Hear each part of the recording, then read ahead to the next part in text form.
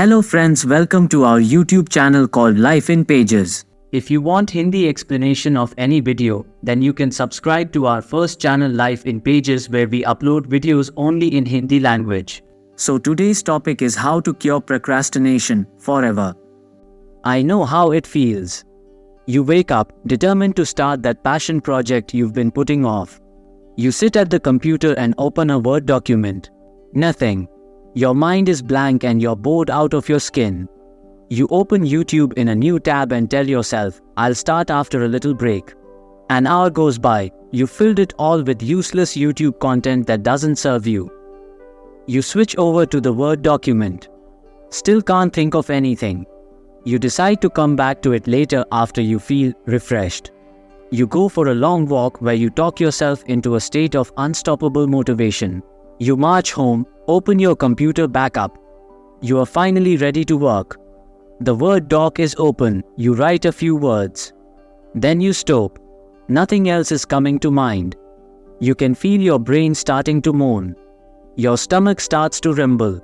It's the exact sign you need to quit what you are doing and have a meal. You eat your delicious food. Problem is, now you feel groggy. You don't have the energy to do any more work. So what do? Easy.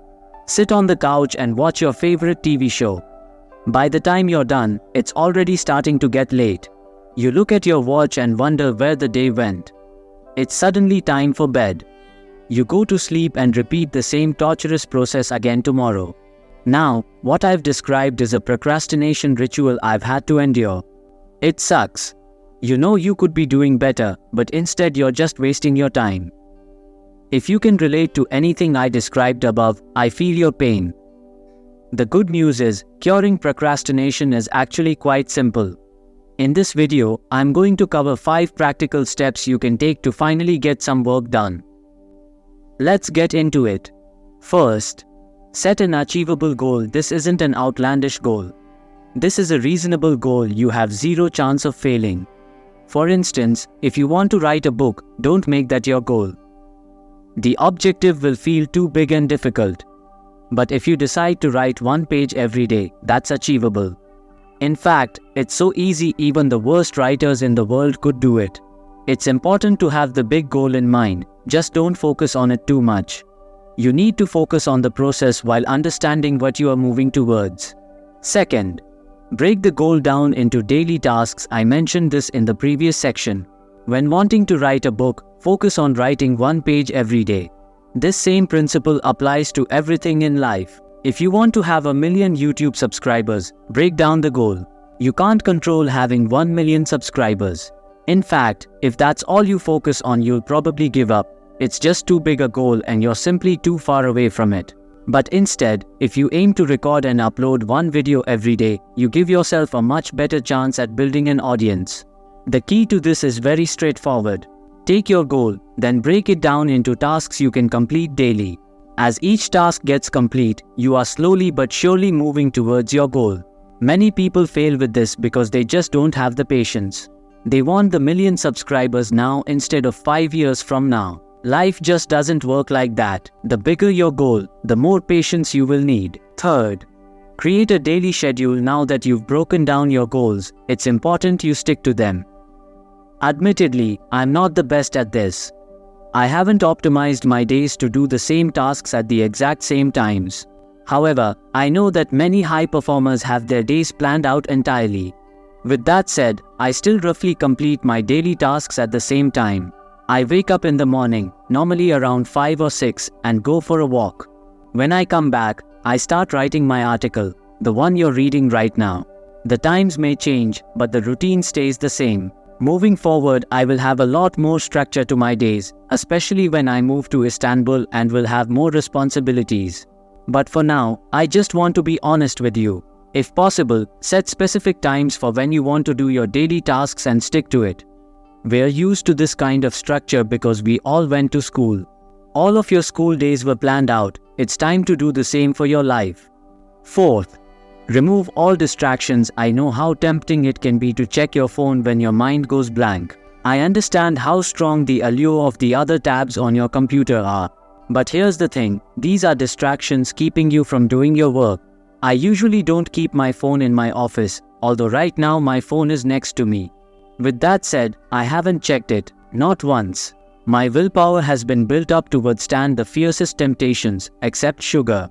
But if you struggle with your phone and are heavily addicted, keep it away from you. Leave it in a different room.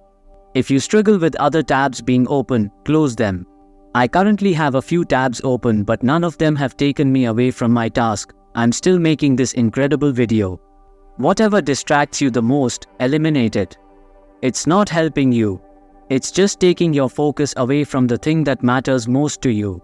If you want to get super tactical, install some plugins on Chrome. I did this for a while, but honestly, your best bet is to train your willpower over time. Whatever you do though, don't let distractions kill your focus. This also applies to your physical environment.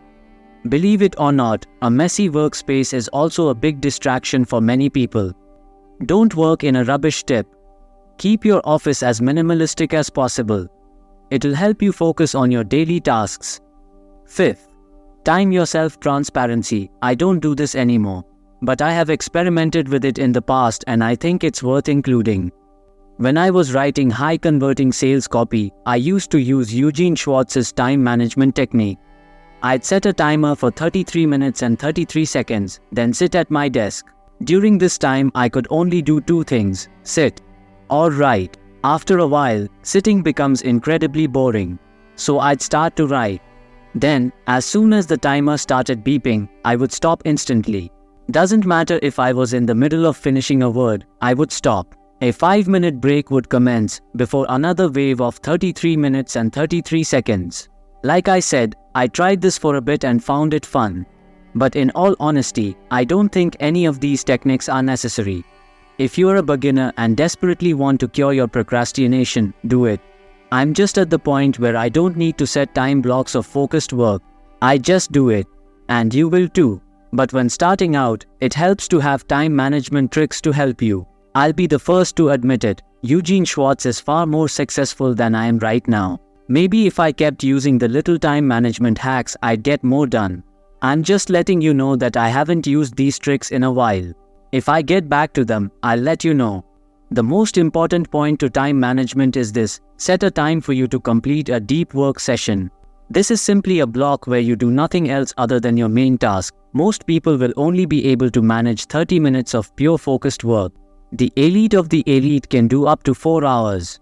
If you're new to this, don't be arrogant. You can't do 4 hours. Neither can I. You need to develop this muscle over time. Start with 30 minutes, then gradually increase the length of your deep work periods. I hope this helps you. I know how it feels to be a professional procrastinator. It's terrible. If this can help you get out of a rut, I'll be delighted. I believe in you. All the best. Thank you for listening. If you liked the video, please like, share and subscribe the channel so that we keep bringing more such videos.